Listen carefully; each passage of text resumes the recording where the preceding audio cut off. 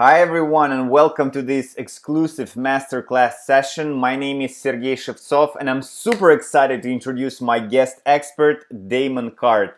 Damon is author of Life Mastery Gym, YouTube channel with currently more than 42,000 subscribers. Damon is certified in hypnosis and as an NLP practitioner, NLP master practitioner, NLP trainer, and NLP health certification. His vision is to touch as many lives as possible using NLP to help people actualize their greatest potentials. Damon, thank you so much for being here. And let's start with how NLP can help people who is dealing with anxiety. Well, there's a lot of ways, and so there's, I guess, a kind of a toolkit that you develop over time of practicing NLP, also using NLP on yourself, and then, in my case, being a coach and a teacher, where I get to test out different ways of getting at this slippery thing we call anxiety. So there are many ways. I'm going to share. I'll share with you and everyone here a way that is probably the simplest to implement. It does get more complex the deeper you go into it. For me, I definitely experienced anxiety, not chronically or not constantly, but there were definitely things that I wanted to do in life, and anxiety was holding me back from doing it. And I sort of made a pact with myself that if there's ever anything that I really want to do, I will not let fear, and anxiety is a form of fear, I will not let fear stop me. And so an example of this is I don't really care for flying that much. It's not one of those things that I necessarily enjoy, but I love to travel. So I will not let any fear of flying stop me from traveling ever. It never does. I fly quite a bit. I travel as much as I possibly can, and that never stands in my way. Now, when I experience turbulence and many thousand feet above the earth, it makes me nervous. I do experience anxiety. So how do I deal with that? And the interesting thing about anxiety is that that could be a real threat, even though flying is extremely safe. If a plane does have trouble in the air, that the chances of survival from something like that are become very low, even though in general it's safe. When we think about social situations, when I found myself suddenly single and divorced after, let's see, 15 years being with the same person, it was anxiety. I was 37 at the time, and I'm like, okay, now I'm going to get back into this dating game that I haven't been a part of. And the moment I started to think about like actually approaching someone, or how do I meet someone? I'm self-employed. At the time, I also had an insurance agency. I wasn't going to date my employees. I wasn't going to date my clients. So it's like, okay, well, how do I do this thing? I don't really care for nightclubs. It was very difficult. So I decided I was going to start, actually approaching women who I was attracted to, and seeing where that went. Well, the anxiety that came from that felt the same as something that was life threatening. And I was so curious about that. I was like, wow, how could that be? Like something that is so safe. There is pretty much a zero chance that I'm going to be physically harmed or that I'm going to lose my life, by doing this. Yet I am petrified of actually going and doing it. And so I actually in the beginning, even though I knew NLP at the time, in the beginning, I just decided to start forcing myself and just pushing myself through the anxiety. And so that worked as far as getting my outcome, but at the same time, it wasn't balancing the equation of you're experiencing this anxiety, something is happening here, you're not actually working through it, you're willing yourself, you're disciplining yourself through it. And that eventually came back to haunt me. Eventually, that came back uh, to stop me, to prevent me, to limit me. And so I was still enamored with this idea of, what is this thing that is so powerful that even in a non-life threatening situation, you're responding to it. Your nervous system is responding to it as if your life is being threatened, or your physical health is being threatened. And I heard Sam Harris say, he's a neuroscientist, but probably better known for his philosophy and existentialism. He said that anxiety, what happens in the nervous system when you're experiencing anxiety, is actually not that much different than just excitement. Like if you actually look at what the nervous system does.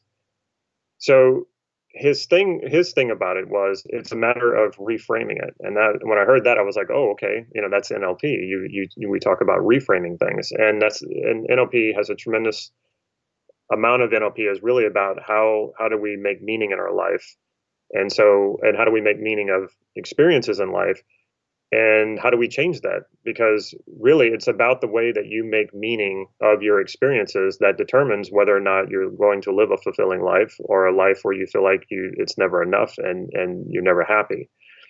So that was kind of a clue. I was like, okay, well, if I can acknowledge that what the feeling of anxiety neurologically is really the same as excitement. Well, maybe being in an airplane when you're experiencing turbulence can actually be exciting. And why not? Because really, there's nothing I can do about it. If the plane is going down, there is nothing I can do about it. If there was something I could do about it, then I absolutely would do something about it. But if you're there in the plane and you don't have that kind of control and you're experiencing this, your nervous system kind of going crazy, instead of resisting it and pushing it away, why not embrace it and just say, okay, well, what would it be like if this was excitement? And I still do this. I mean, I went to Alaska a few weeks ago. We had some turbulence, and that's what I do. I go, okay, well, what would it be like if this was actually excitement, not anxiety? And then right away, it just lifts, and it's like, oh yeah, well, okay, well, I like excitement. I don't like anxiety. I like excitement. And then the same would go, when I approach women, I would say, okay, well, what if, now it's about excitement. It's not about fear and harm and threat. It really put me at ease. But even still, woman who was interested in, I would still feel, those my nervous system kind of going crazy. But at the same time, it brought out sort of something more authentic in me when I'm doing this. Like, if I came off as like this smooth operator who had all the right things to say, and women aren't stupid. They would go, okay, yeah, this guy does this all the time, and so he's just a player. But no, I would allow that to sort of come to the surface. Like, yes, I'm a little nervous. This is unusual behavior for me, and I'm very much an introvert. But I found you very interesting, and I wanted to meet you. And that's a really good authentic compliment as well. So the first step I would say is not to resist anxiety. In a sense, it's a form of resistance. And so what many people do is they meet that resistance with more resistance. Now, not only does that not help you out in that situation, it actually really wears you out. That's why people, when they go through an experience that is anxiety provoking or they're anxious, they get tired. You wear yourself out mentally and physically. It's having both that effect. So I would say the first step is to stop resisting that resistance we call anxiety. And so how do you do that? I know that's probably what people are thinking. Well, how do you do that? Well, mentally it comes with that reframe. What if this was excitement? What if this was just I'm experiencing excitement? So that's the mental part, like the reframe of it. The other part is if you notice when you're anxious, you're usually not breathing at a normal, regular pace. In fact, you're probably holding your breath for periods of time. And this was another thing I learned from doing yoga. I do a not as much anymore, but I used to be a very consistent, regular practitioner of Ashtanga yoga. It's a pretty strenuous form of yoga, and there's a lot of balancing and holding positions for a period of time that are, you're using your strength to hold you suspended, like your body off the ground. And my teacher would come and tap me and say, breathe. And I was like, oh, I didn't realize I was holding my breath. And when you hold your breath, your body tenses up and you also have less strength because the oxygen's not getting to your blood. So physically, check in with your breathing. Are you breathing normal? And you don't have to breathe super deep. If you start breathing really super deep, you could also, or if you breathe really fast and shallow, that can actually create more anxiety. If you breathe super deep, you can kind of go into a hyperventilated state, which can then create more anxiety. So it's not about breathing super deep or super fast. It's just breathe. just breathe normal.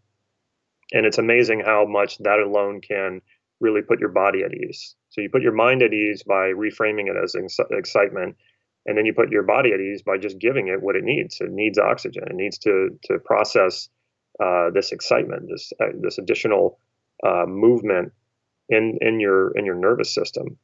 So that's what I would say first to do. Then the second thing is, and this is kind of weird for people if they haven't learned NLP. For you NLPers who are listening, you've probably come across this many times. Ask yourself, what is the positive intent of you experiencing this anxiety? And people might say, well, what do you mean positive intent of anxiety? Anxiety is negative. It's bad. Why would there be a positive intent? There is nothing you do that doesn't at its core originate as a positive intent. All behavior at its core is positively intended. Now, the behavior itself may be negative. It may be destructive. But if you trace it back to its origin, it comes from a positive place. You're trying to do something. You're trying to fulfill a value is what it comes down to. Nobody intentionally makes a bad decision, but many people make many bad decisions, but not because they wanted to. Whatever decision they made, it was an attempt to fulfill a value, and anxiety is no different. So if you're experiencing anxiety and you stop and ask yourself, okay, well, what might be the positive intent of me experiencing this anxiety? And you want to give yourself space and time to answer that, because the positive intent is, in this case, definitely unconscious. You're unconsciously being triggered by something, and anxiety is the symptom of that. What triggered it is unconscious, and so this is a part that people have a lot of trouble with. So I'm going to take it out of the anxiety conversation. We'll take it into intuition. And it's so funny because I get into arguments with people about this because they have this tendency to think of intuition as being something divine. And you'll hear even people say stuff like, I always trust my intuition because my intuition is always correct. And no, that is absolutely not the case. People will take times when they trusted their intuition and they were right, and they'll put a lot of their attention on that, but they sort of overlook all the times that their intuition was incorrect. And so one way that I can explain how this couldn't possibly work. Let's say you're an average chess player like me. I don't play chess very often. When I do, I enjoy it. I often lose. But if intuition was always correct, then you could sit down, the average chess player could sit down with a chess grandmaster. And if your intuition is always correct, you just listen to your intuition and you beat the grandmaster. We know this is not true. Now, the grandmaster might feel like he or she operates intuitively. But why? Because they've had many, many years of practice. They've cultivated an intuition, which means they don't have to think about it. They just respond automatically. It's the same thing with driving. You can drive to work now, and you probably can ask yourself, or like even think, well, do I even remember driving to work? Because it's so unconscious. But when you were first learning to drive, you had to be very conscious about it. You were just learning it. It probably felt a little overwhelming. You were multitasking. But now you can drive and you can put your attention in other places. You can have conversations while you drive. And so the intuition works the same way. It can be wrong. It uses all the same cognitive processes that your conscious mind uses. The good thing about intuition is that you're not self-conscious and self-doubting. You don't get in your way by over-analyzing, but sometimes the additional conscious analysis is really important. So what happens with intuition is something gets into your awareness, your unconscious awareness. You have conscious awareness and unconscious awareness, but you catch something, some sort of information comes to you. Then your mind unconsciously starts activating all those cognitive processes to sort of figure out or interpret what's happening. All of this is happening unconsciously, but suddenly what becomes conscious is this new idea, this new insight. And so it seems to come from nowhere. But no, in actuality, it was triggered by some sort of information, external, but it also could be through some internal representation that was triggered externally by free association. Your mind goes down this pattern, and then suddenly you have an insight. The same happens with feelings. We think often that we just have like these random feelings, anxiety being one of them. I don't know why I'm anxious right now. I just suddenly am. Well, something happened and it was all unconscious until boom, you feel this thing called anxiety, and now suddenly you're consciously aware of it. And then being consciously aware of it oftentimes makes it even worse because you start thinking, oh, well, you become very, very self aware of that anxiety. And then you start asking yourself, or you start thinking, well, what if other people, can see me being anxious? And then you start piling it all on. So the positive intent of being anxious usually gets so buried into your unconscious, people never even stop to think about that. But let's assume, even if you completely disagree with everything that I'm saying, or you're like, okay, well, that sounds interesting, but I don't really know if I believe that. That's fine. A healthy amount of skepticism is important because you should do your own discovery and looking into this for yourself. But ask yourself, what is the positive intent of me being anxious right now? Now, that might be hard to do while you're in the middle of being anxious. So you can still do this by thinking about a time, the last time you were anxious, and then step into that and say, okay, what was the positive intent of me being anxious in this situation? Now, your conscious mind, being what it is, it likes to fill in gaps. If you ask it a question, it doesn't like gaps. It wants to fill that gap really, really quickly. So let it do that. Let your conscious mind do its job, which would be to fill in that gap, and then but keep that space open. Keep listening to your unconscious and waiting for an answer. And not always will it come out as a perfectly worded sentence. You are experiencing anxiety because blah blah blah. It might come as just kind of an impulse. It might come as a thought. It might come as an image. It could come as a metaphor or a symbol that pops up in your mind, and you go, "Okay, I got it now." So that positive intent is basically, you unconsciously wanting to do something to benefit you in some way. And anxiety might be the way in which it's responding to the situation, thinking that this is the best way to protect you. A lot of times with fear and anxiety, the positive intent of fear and anxiety is often about protecting you. Now, if the positive intent comes out as stated in the negative, which it often does in situations like this, as in, well, I don't want to get hurt. Okay, great. Now this is a starting point. We need to get it stated in the positive. I don't want to get hurt doesn't tell you a lot about what direction to move in. It only tells you what not to do. So, if you got into a cab in New York and the cab driver said, "Where do you?" Well, I don't want to go to Times Square. You're not going to go anywhere. And so if the driver says, "Okay, I get it. You don't want to go to Times Square. Where do you want to go?" And you said, I don't want to go to Central Park." Again, you're not going anywhere. So you need to get that stated in the positive. So if you don't want to get hurt, what do you want instead? And so it might come out as something like, well, I want to be safe. And from there, you can even keep going with that. Okay, well, if you were safe, what would that do for you? And then take that answer and just keep questioning. And what you're doing there is you're really going to deeper values and connecting with these deeper values.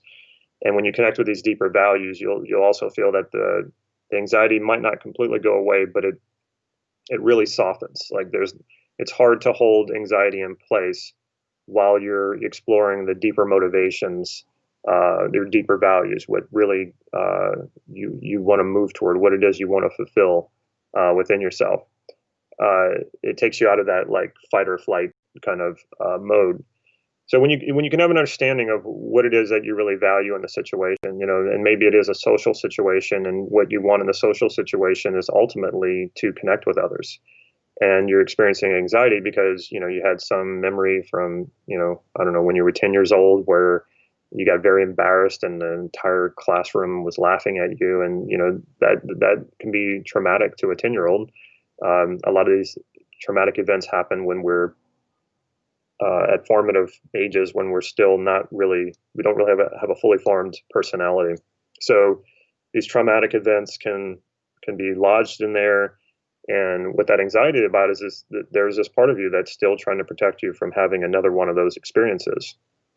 When you can make this conscious, then you can suddenly have choice about it. If you don't make it conscious, then you're going to be stuck just sort of bouncing off of these unconscious patterns. So you bring this into consciousness, and then you say, okay, well, how do I change this? And so in NLP, we're always looking for, well, what resources are we not accessing within ourselves? Because we have a tremendous amount of resources. In fact, there's a presupposition in NLP that we have all of the resources we could possibly need to do anything. And is that true or is that not true? Well, I can't prove it, but you also can't prove me wrong about that. So we have these things called resources, which are the intangibles. So the difference between like a resource and a skill is something I cultivate. I'm learning Romanian right now. So I am cultivating the ability to speak Romanian. That's not a resource, but I am using resources within myself. Curiosity. What are the resources that help me learn? Well, curiosity is one of them. Focus would be another one. So that's another resource. These are things that we are inherently born with. Can we strengthen them? Of course we can, but they're all in us. They're there. They're already there. It's not a skill that we have to cultivate. So things like focus, curiosity, even the ability to learn. I mean, we're all born with that ability to naturally learn. We naturally learn a language without trying when we're kids. So I look to those things. I know what my intent is in learning Romanian. That's my motivation. I'm very clear about that, the deeper motivation. And then I say, okay, well, what resources do I need? And then I, make sure that I'm connected with those resources when I'm learning, when I'm sitting down to study. So you can do all of the same with anxiety. Okay, I experienced anxiety in this social situation. So what was the positive intent of that? I'm going to take the time to really listen to my unconscious and come up with an answer to that. What is the positive intent of that? Okay, now that I know what the positive intent is, what resource or resources was I lacking, or not lacking, because it's there. What resource or resources was I not accessing in that moment when I was experiencing anxiety? Now, you might be saying, well, why does it seem like I have access to my resources and sometimes I don't? Well, one of the reasons you don't have access to your resources, if you're overly focused on something, then you're oftentimes blocking out other resources. Now, that's not necessarily a bad thing, because sometimes you need to be focused to the extent that you want to put all of your attention on the specific thing that you're working on, plus whatever resources you need in that specific context, which means everything else is just a distraction. So our ability to focus is very powerful, and we want to be able to do that. However, fear, anger, these are also very narrow focuses of attention. So when you're angry, you often are cut off from a lot of your resources. When you're fearful or anxious, you are cut off from a lot of your resources because the focus is so narrow. Now, this is probably part of our DNA, part of our biology, that in order to survive, the saber-toothed tiger that might jump out from behind the cave, thousands and thousands of years ago, I needed that focus of awareness to drop everything else and go, I need to run and get into another cave or something, whatever I needed to do. So that hyper focus of awareness is probably saved our lives or saved our ancestors' lives, and we are the descendants of those early ancestors. So we take that along with us. We just live in an environment now that we're not having to be that cautious unless you're a soldier and you're in war. Now, to take it to an extreme, what would be a state of complete loss of access to all of your resources? Well, that's what we call panic. So panic is when you have no access to any of your resources because you're so hyper-focused. And if you've ever experienced any level of panic, that's what it feels like. It feels like there's nothing that can help you, or nothing within yourself that you can fall on to help you, and you're just hoping that someone or something comes along and saves you. And it's a pretty awful place to be. And this is also why they say in a crisis, don't panic. When you panic, you lose access to all of your resources. When you're engaged but relaxed, sort of a relaxed engagement, now you have access to whatever resources you need.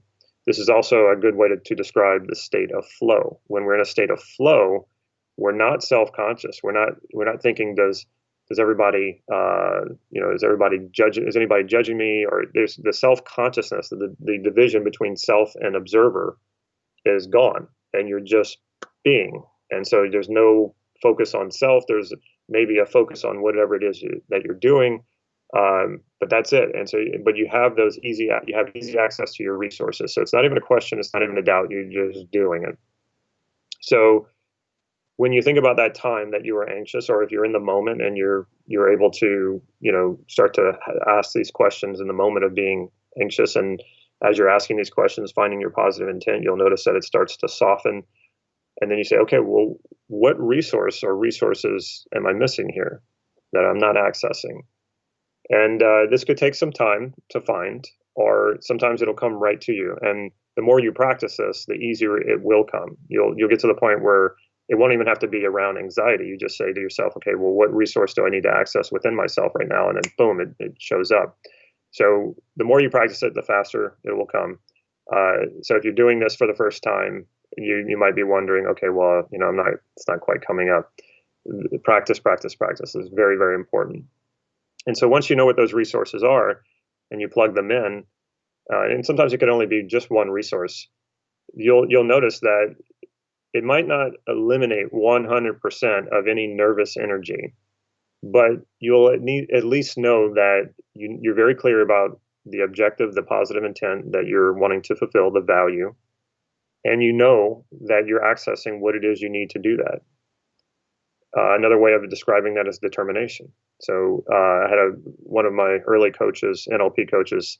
I wanted more confidence, and I get that a lot from clients. They want more confidence, and you can't go at confidence directly, and that's probably a whole nother discussion. But he said, I don't need confidence. I have determination. And I was like, wow, that's really interesting. And later I realized what he meant. It's like, if I have a very clear intent, if I know what it is that I'm trying to fulfill here, and I know how to access my resources and plug those in, I can still have nervous energy. I can still lack confidence, but that doesn't matter. I'm determined because I have the alignment with my value that I want to fulfill, and I have the resources to do it. There's nothing stopping me. So that is something that you can put into practice now. You can start thinking of times when you were anxious, and how to what was positive intent, what are the resources you were missing. And at the very least, anytime you experience anxiety, you can always just ask yourself, well, what would this be like if it were excitement? And that alone is the start of getting control over this thing that we call anxiety that limits so many people from fulfilling their potential, which is a real shame, because there are so many capable people out there who just don't know it and don't have the confidence to implement it, to go after what it is they want, to take calculated risk that won't really harm them, if it doesn't go right. It's just at the very worst, it'll bruise your ego. And for a lot of people, that's as scary as death itself. But when you walk through that fire enough times, you realize, these things aren't going to kill you, and they aren't going to harm your health. And your ego, if you actually do want to make it strong, you need to beat it up consistently. You need to challenge it. You need to also ground it and let it know that, like so many of us are just kind of living these fantasy worlds in our heads, and I think I did that for a long time. And then the first time you get up the courage to go and say approach a woman and she rejects you, that whole, James Bond, whatever, superhero idea you had of you just completely is crushed. But that's actually a good thing, because that fantasy is not helping you in any way. It's only sort of soothing you and trying, making you complacent, if anything. So when you get out there and you get real world experience, and you start to see things in terms of just feedback. Okay, that happened. What can I learn from that? And then what modifications or changes I need to make? Too often, though, we make it about ourselves, as if, our worth can go up and down based on success or failure. And there's really no way that you can judge your own self-worth, and there's no way that anyone else can judge your worth. So this idea of self-worth is a complete illusion. Now, it's one thing to say that to somebody who's experiencing self-worth. It's kind of like trying to cheer up a depressed person. It doesn't really work that way. But if you can understand that enough, or if you can be curious about that enough and say, okay, here's this guy named Damon Cart I've never heard of. Yeah, he's got a YouTube channel, so maybe he has something to say. But he's telling me that this thing about self-worth is a complete illusion. I don't quite believe that, but there's something interesting about that. I'm going to explore it at least, and I'm going to be skeptical. But at the same time, if there's an answer here, I'm going to pursue it and keep seeing, what I can find. And that's really what it takes, because I experienced extremely low self-worth and low self-esteem and low confidence for the majority of my life. And I realized after a while of trying to accomplish things in order to boost that sense of self-worth, that as long as you're playing the self-worth game, which also means you're playing the comparison game. If you're judging your own self-worth, that means you're comparing yourself to others. You will always be insecure. You will always find people who you see as being better than you. Now, you'll compare yourself to people who you feel like you're better than, and that'll give you somewhat of an ego boost. But you will always encounter those people who you judge to be better than you. So then you will always feel bad about yourself in that regard. So the thing is to step out of that duality completely and end it for good. And so what I can tell everyone listening, there is no such thing as self-worth. You could not possibly judge your self-worth, and no one else can. And I hope you don't believe me, and I hope you want to challenge that, because maybe that will put you on the path of really trying to figure out if that's true or not. And I can assure you, if you take that full journey and trying to discover if that's true or not, you will realize that it is absolutely true. And once you're free of that idea of self-worth, well, first of all, a lot of anxiety will go away. It'll just pull the plug on so much anxiety. Doesn't mean it'll all go away, because we still have, I guess, these sort of primitive patterns in our biology that will trigger anxiety from time to time. But I've already given you a process that you can use to overcome that. But I would take the bigger path, the bigger journey, in which is to really understand and see for yourself that there's no such thing as self-worth. And when you do that, I mean, you really pull the plug on this whole thing, and you will live a much, much more fulfilling life, and you will accomplish more. You will see your potential, and you will go for it. You won't be held back by all these ideas of what if I fail, or what if someone rejects me. That stuff just falls away. So I've done a lot of talking here. Do you have any questions or any other ideas you'd like me to talk more about? Definitely. And also, I liked what you said, that you can't really judge your own worth or even estimate it. Yeah, well, I mean, try. I mean, try to. I would challenge anyone to try to make an argument for that. You cannot. By what standard are you judging this by? And how are you? How would you even be able to step outside of yourself and judge yourself? That makes no sense. You can't. The part of you judging yourself is still part of you. So how can it? How can you read the label from inside the jar? So this whole idea of self-worth, you can search for it, you can try to prove it, but I assure you it will fall apart every single time. However, how many people are living their lives by this erroneous belief? I got to boost my sense of self. I'm worth something, or I'm worth very little, or I'm worth a lot. People, I get clients who come to me, multimillionaires who are CEOs experiencing imposter syndrome. That's a self-worth issue. So they had the abilities and they accomplished a lot, and they thought, if I could surround myself with what appears to be success, then I'm sure I'll feel that sense of self-worth. And a lot of them don't, and they feel like they don't deserve it because their self-worth didn't that they're still clinging to that idea. And so what happens a lot of times is they will find a way to lose those things because they don't feel like they deserve it. And that's all tied into this idea of self-worth. But it's just an idea. And where that idea comes from usually is when you were a very young child, still like in those formative years when your personality is being formed. It usually comes from a parent, and it usually, or any sort of authority figure, someone who's important to you, somehow communicates in a very limited way that love is conditional. Their love is conditional. If you're a good boy or you're a good girl, then daddy or mommy will love you, or something along those lines. The parent or the authority figure was probably well-meaning, But if they didn't really understand what they were communicating and how they were communicating it, a child can interpret that as love for me is conditional. Therefore, I must do these certain things in order to be loved, in order to deserve to exist. And so this belief gets formed at a very, very young age. And because it gets formed at a very young age, it falls unconscious. And so you live by this idea, yet you don't even remember creating it. You don't even remember creating this belief. And so there's a process called re-imprinting in NLP. It's one of the most powerful processes. And sometimes I have to walk someone back through to a very early age. And sometimes they're even going like, I don't ever remember this happening, but somehow it's just coming up. And we go in and we add resources to that situation and add a new understanding and recreate a new belief that's empowering and then grow the person back up. And that's one way to sort of handle a trauma like that.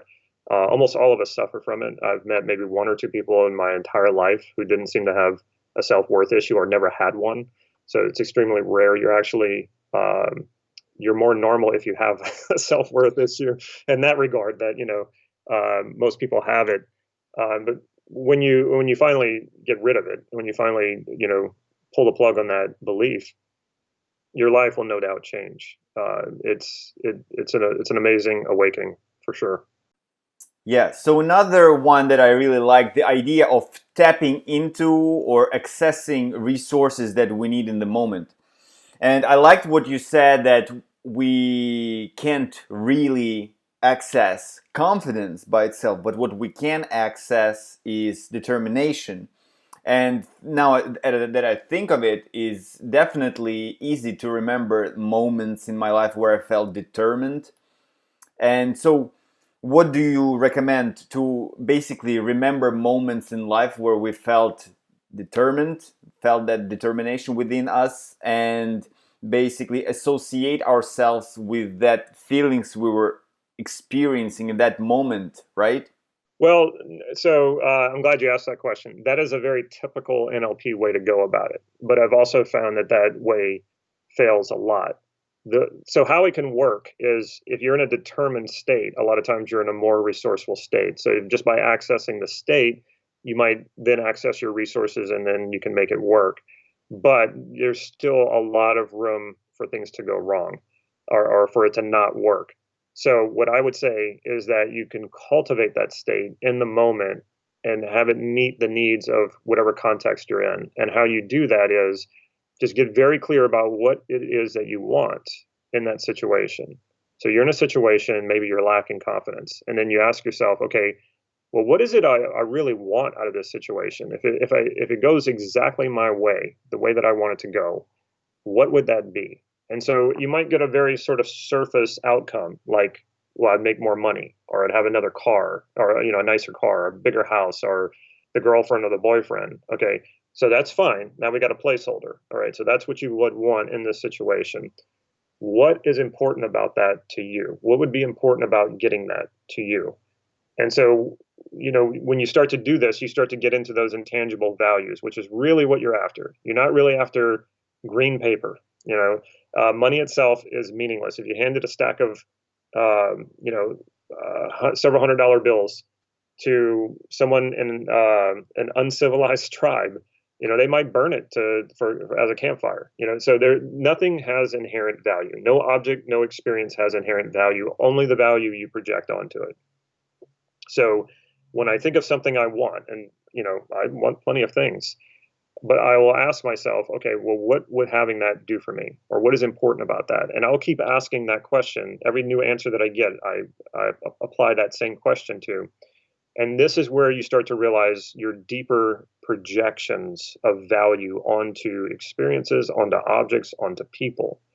Now, here's the thing: when you realize what value you're projecting onto something. Now, again, remember, nothing has inherent value. People might say, okay, well, no, that's not true, Damon. $100 bill says $100 on it. That's, its value. It says it $100. Okay, sure. But think about what $100 means to you versus $100. What does it mean to a billionaire? It's not the same. Or take that same $100. What does it mean to you versus someone who's homeless? So the value is different, and the value is projected, and the value is projected by you. So if the value is being projected by you, what does that tell you? You already contain the value of what it is you're projecting. Now, of everything that I've talked about here, while it might seem that the anxiety process that I gave is the most valuable thing, that what I just said is absolutely the most valuable thing. And you might not completely get it just yet, but the more you explore it, you will realize how true it is. If everything that I want is a projected value, a value being projected by me, that means I already contain the value. I'm just besides looking at myself, I'm looking to something else to give it to me. When the truth is it's already right here. So when you can access that, and you absolutely can right now, think about it like this.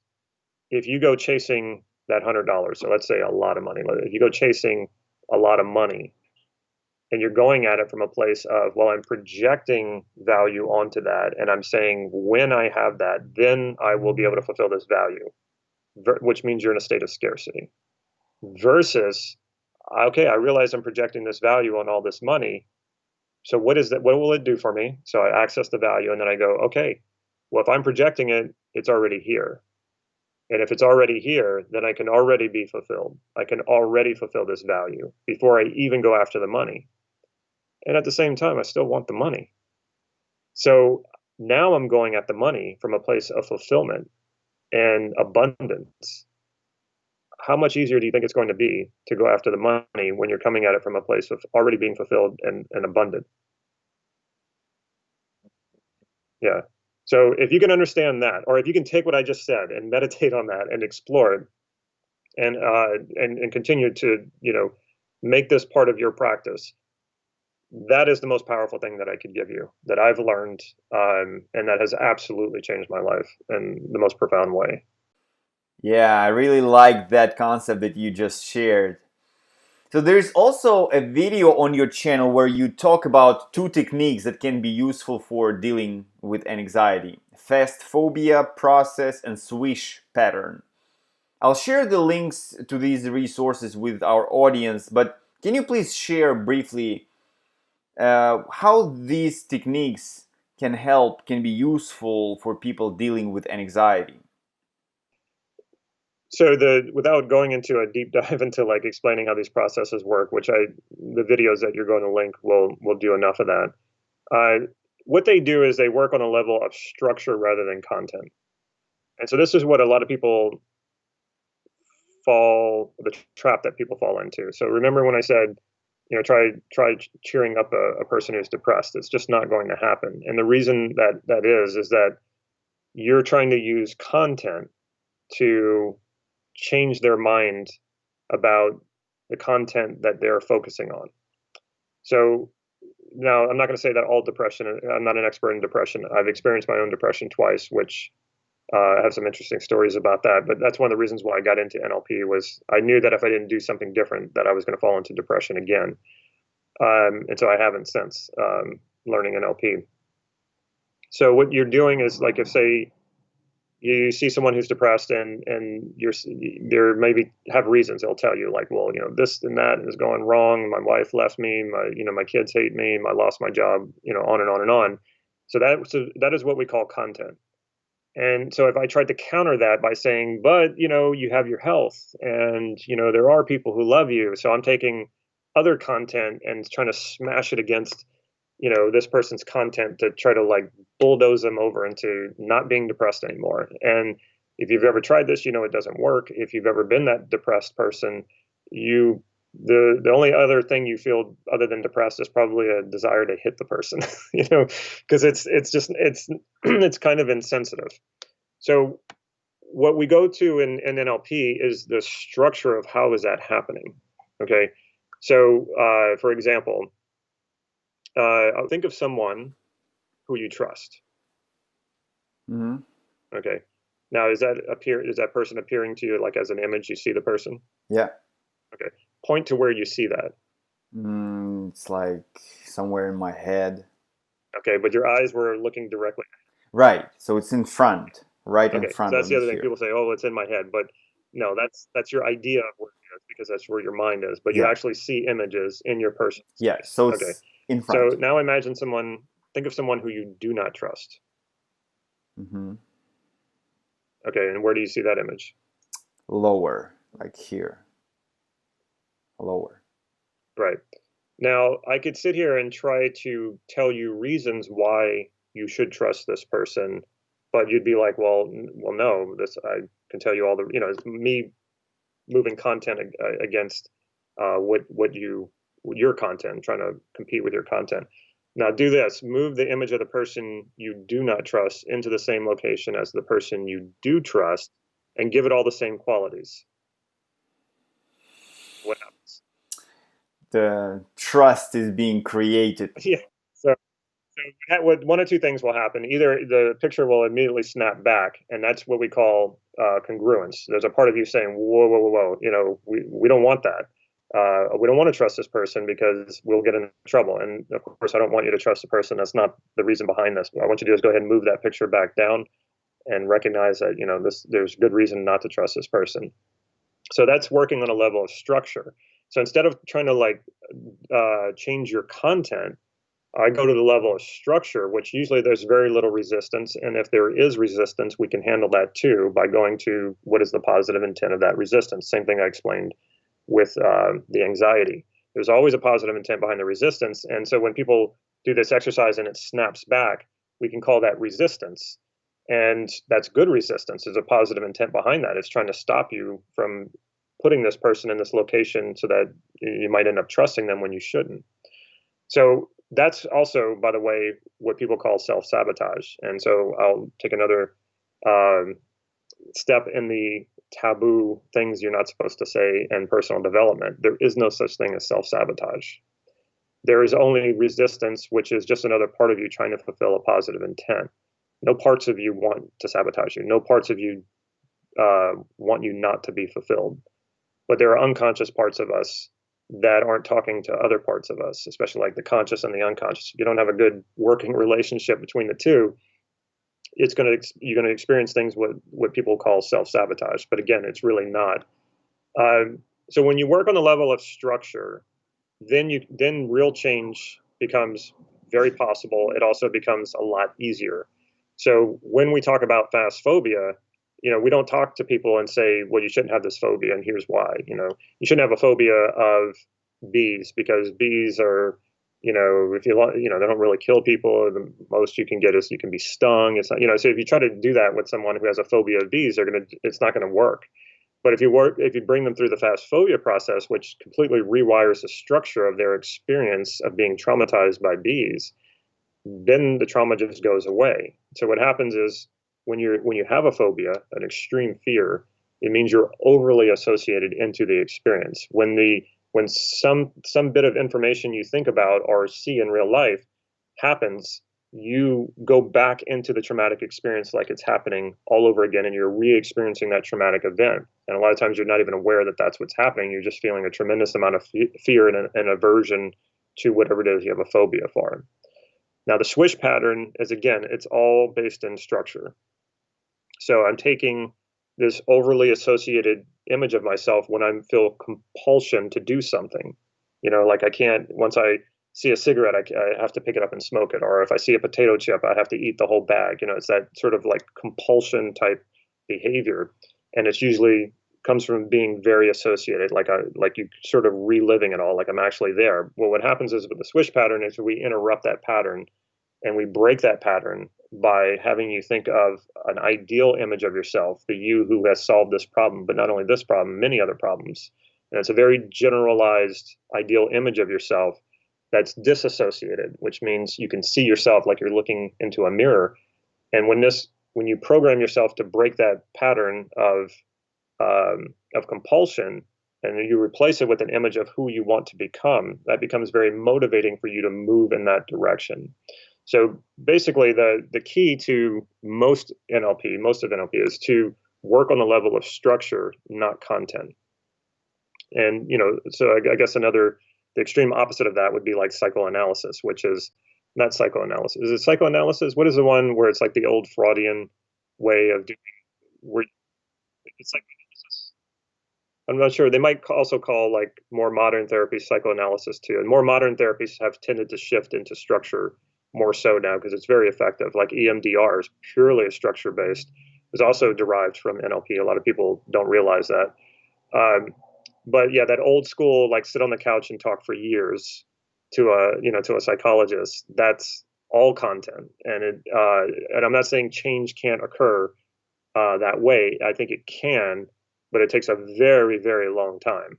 And so I don't have the patience for that. That's why I turned to NLP, and NLP has always been so much more effective for me. And in fact, I got to experience the two different ones. I had fallen into a depression in my early 20s, and I didn't have health insurance at the time. And I had a professor who had introduced me to NLP. He taught a class called The Philosophy of Psychology. And so I graduated college, didn't have health insurance. I was experiencing depression. I called him up and I said, "Hey, I need help." He brought me into his office. He said, "I don't need your money. Just donate to charity. Every time you come to see me, come see me next week." So I came to one session. Depression that had plagued me for months was gone. And he used NLP to do it. Jump ahead 10 years later. So I was living in New Orleans at the time that happened. Jump ahead 10 years later, I'm living in Santa Cruz, California, approximately 10 years later. And I fall into depression again. It's the height of the financial crisis. I just started an insurance business, which I hated and was not going well. My marriage was falling apart. Like everything was going wrong. And I go to traditional therapy. And it took me a year to come out of that. Not only did it take me a year to come out of that, when I would go to see him after that, I was feeling better. He would actually take me back down. Like he knew how to get me out of the hole and say this was ground level. But as I started to progress and I come to see him, he would bring me back here because that's all he knew how to do. And that's very traditional therapy is like that. I'm not saying all like the newer therapists tend to be, have newer models that they're working with that are better than that. But it just goes to show you the difference between NLP and then a traditional therapy model. And that's what I realized. Okay, I've got to take control of my own mental health, just like exercise, just like eating healthy to maintain your physical health. I needed to maintain my mental health. And that's why I got into NLP. I never actually had any interest in becoming a coach or a teacher. That came later when I was pretty obsessed with NLP and I was learning it constantly. I was practicing probably 2 to 3 hours a day. And people were like, you might want to try coaching. You might want to try teaching. You can really get this stuff. And I was like, okay, I'll give it a shot. And everything changed when I did that. Great. So one more question I have regarding what you shared about going after money and projecting value. And if you're projecting value, that means that it's already inside of you. So what if you can tap into what you're projecting, into that value, and be in that state of abundance, fulfillment, and then go after creating money? I loved the concept, but where it might seem a little bit contradiction to the popular idea that to create success, to create abundance, to create wealth in your life, you need to be hungry. You want something, you don't have it, so there is a hunger within you. And because of that hunger, this hunger drives you to go after what you want to create in life. So if we get what you suggest, to tap into that fulfillment, tap into that value that is already inside of you, won't that make us, I don't know, lazy, like no drive, and yeah, just lack of hunger? Will it take that hunger away from us? What do you think? Well, that's you just tapped into another fallacy that there is any such thing as laziness, and there's not.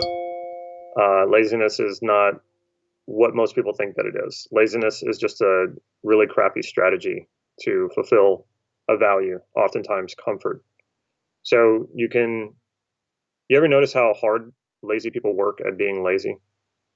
Like it blows my mind. Like I used to be a bartender at a casino in New Orleans, and I would watch the bar backs. The bar backs are the people that sort of serve the bartenders. They get supplies, they clean things, and all that. And I used to go into the basement to go to lunch or whatever, during my shift, and I would notice the bar backs like hiding, watching out for the supervisors, and they were investing a tremendous amount of time and effort into not doing their work. And I was just thinking to myself, if they just took a little bit of that effort and that energy and put it into their work, they would probably have the extra free time to go and, screw around or whatever they were doing.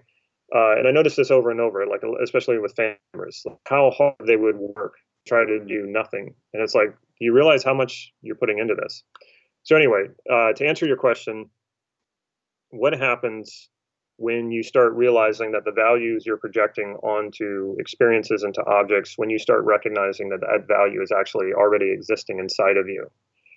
Well, I can tell you, first of all, from personal experience, that has only made me accomplish more. It has only made me recognize my potential. And when you're clear about what your potential is, to walk away from that, it creates suffering. To go forward with that creates tremendous amount of fulfillment. So what I'm suggesting here is not that I can just be so content, so I'm just going to sit on the couch and, connect with my values that I'm projecting and eat potato chips and binge watch YouTube, which is fine if you're binge watching my videos, but if you're not, it's not okay. No, what happens is that you awaken to your potential when you do that. That's what that value is. The values are what motivates you. When people come to me and they say, "Well, I need more motivation," and it's like, "Well, did you lose it somewhere? What happened to it?" And it's a joke, of course, but your values are your motivation. When you connect with them, I mean, it's like putting fuel in the tank, and you just want to go. So no, I mean, I understand your question. And not the first time that someone has asked me that. But if you give that a try and you really understand how to do that, you really understand how to so the next step is what I also do is self-concept work, the self-concept model, where you take these values that you're projecting, you actually install them as qualities of your self-concept. And so now it's not just a state, it's you become that. And when that happens, you just you don't have to look for motivation. You are motivated. It's just there. And when you recognize potential, and the more you do connect with those values, the more you will recognize your potential. You will go for it. Like there's no resistance. You just go for it. Like I said, to walk away from that potential, to see your potential in front of you, to see your potential to make like a lot of money, to accomplish a lot of things, to have a wonderful family, to grow an incredible business, to do charity work, whatever it is. For you to suddenly have a vision of that and see it clearly and be connected to that and then go, no, I'm going to go sit on the couch. No, you will not do that. You will go forward, and it won't feel like work because you will be fulfilled every step of the way. And that's another reason why I say self-discipline and willpower are bad strategies as well. If you're using willpower and self-discipline to accomplish things, you are creating unnecessary suffering. You are getting in your own way. And you're making it a painful process when it doesn't have to be. You can, getting what you want in life should be a fulfilling process every step of the way. Now, it doesn't mean that you won't it doesn't mean that you won't have periods of feeling a lack of fulfillment. That's always going to happen. Nothing's perfect, nothing's pure. But when you're in alignment with that, when you're in alignment with what it is you want, you're connected with the resources that it takes to get there, you see the potential.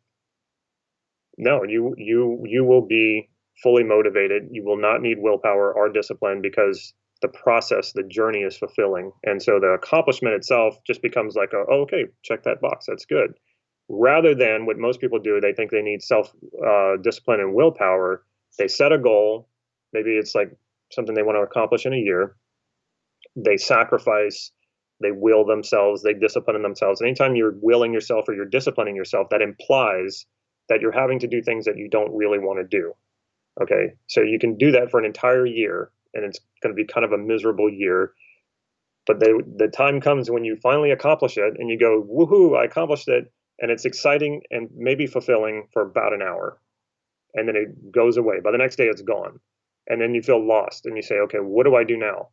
And you think, well, I feel lost without a goal, so I guess I'll set another goal, and I'll live a miserable life for the next year as I sacrifice and will and discipline myself.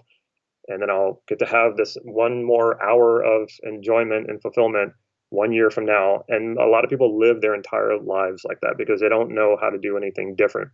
And it's really a miserable existence. Now, what's even worse, well, maybe not worse, because well, let me put it this way: a lot of people won't even accomplish the thing. They will themselves, they'll discipline themselves, and they still won't accomplish it. And so they'll think, oh, I guess I'm not good enough. I guess I'm just a failure. And they'll beat themselves up, and then they won't try anymore. They won't even look at their potential anymore. They will feel so burned and hurt and traumatized by that experience, they won't do anything else. I had a different experience. So when that happened to me, and I did go through all that, like I'm not good enough, and I felt traumatized. I'm not going to ever try again because it was so painful and it hurt. And then I feel like this lack of self-worth and all this stuff. But what that also did to me is it woke me up to thinking, wait a minute, maybe there's something completely different here. Maybe this isn't it at all. And it was that idea that maybe there was another way that sort of sent me in the direction that I went in, which worked out really well. Now, it wasn't all easy and smooth. I had to figure this out a step at a time. And the other thing too is one of the reasons why I share this with, and I love sharing this with so many people, and why I have a YouTube channel, because you really don't have to make all the mistakes that I made. You still have to take your own journey, but there's a lot of things you can avoid. And like I said, this can be a fulfilling and rewarding process every step of the way. Most people don't actually know what it is that they want. And there's this quote by Joseph Campbell, beautiful quote. I can't remember it word for word, but it's something along the lines of, what if you put your ladder up against the wrong wall, and then when you climb that ladder and you get to the top, that's when you realize it was up against the wrong wall. Like that is a painful experience to have happen. You work so hard for something only to realize that it doesn't actually fulfill you. And most of us are doing this because we don't really know what our true values are. The true values that most people will never know their entire lives, because they don't even know how to elicit those values, which I've done many videos on. They just take the values of their parents, their culture, their society, and because everyone else is valuing it, they think, well, I should probably value that too, and they go chasing those things. Like the kid who's told that he's going to be a lawyer or a doctor all his life by his parents, and then he actually goes and does it, thinking, okay, this is what should fulfill me, and it doesn't. And they've spent years and so much work and possibly, lots and lots of money to do that, and they're not happy. And what'll happen is, because they still don't know what their values are, they'll keep chasing these other things. A lot of times, these gurus on putting these ads on Facebook and YouTube, they're driving around the Ferrari, they have these girls, because they know in general people value these things. They don't know what their own true values are. They see that and it's like a shiny object, and they go, ooh, well, everybody else wants this, and so I'm going to go chase that, and that's the right way. And then they go chasing it. And some cases they've got a lot of, they end up accomplishing these things, and they're not fulfilled. And then the people who don't accomplish it, they go, I guess I'm not good enough. So anyway, it kind of goes back into the whole same story again. Wow, Damon, thank you so much for sharing this amazing knowledge with us today. So for people who want to learn more about you and follow you, what's the best places in social media where they can find you? The best place, where I put the most content out, is my YouTube channel, Life Mastery Gym. You can also go to selfconcept.com. It's a new website. I partnered with someone else to really further the technology of self-concept, the self-concept model by Steve Andreas. He was my mentor up until his passing away not quite 2 years ago. I'm the only person he endorsed to teach it. It is the model that has really made me understand NLP in a way that I'd never understood it before. And it's also the model that is the most profound, the most powerful model of NLP, but anything I've ever used. If you go to selfconcept.com, you'll see that there's a place where you can take an assessment. And it walks you through a lot of the same things that I'm talking about here, where, listening your true values. What is it that you really want to work on? What's really important to you? So that's a great place to start. So I recommend starting there. And then also checking out my videos. And when you comment on my videos, if you have questions, I always respond to them. So if you have questions, I can respond to you there. Wow, Damon, again, thank you so much for this amazing interview. I truly appreciate your time. Thank you. Well, thank you for having me. Like I said, I love talking about this. I love sharing it. Yeah, absolutely. My pleasure. And yeah, I'm wishing you all the best. Take care.